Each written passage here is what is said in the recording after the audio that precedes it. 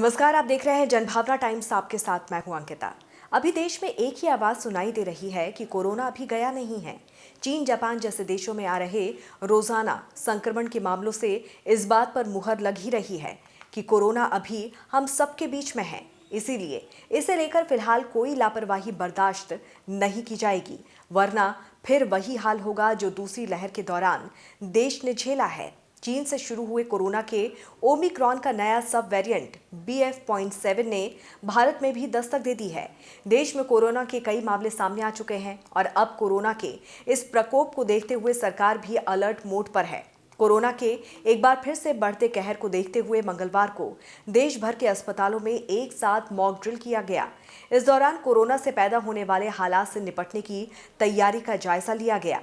इस mock drill में केंद्रीय स्वास्थ्य मंत्री मनसुख मांडविया भी शामिल हुए।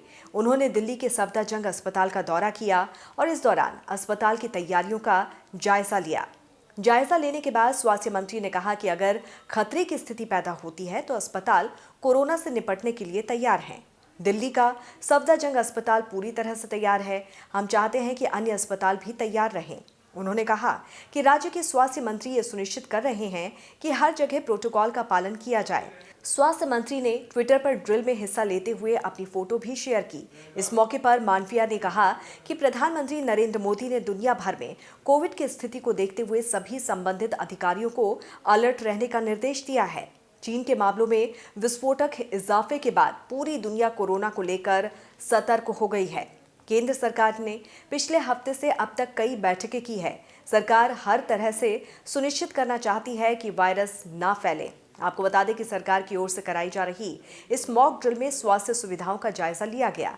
इसके अलावा कोरोना से बचने के लिए और कोरोना के खिलाफ लड़ने के लिए हमारा देश और अस्पताल कितने तैयार हैं, इसका भी जायजा लिया।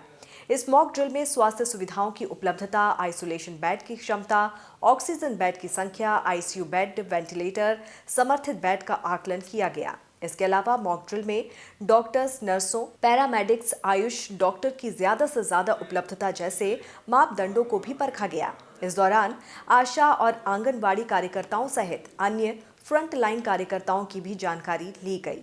अब इस खबर पर आपकी क्या राय है, जरूर बताइए। जुड़े रहिए जनभावना टाइम्स के साथ। नमस्कार।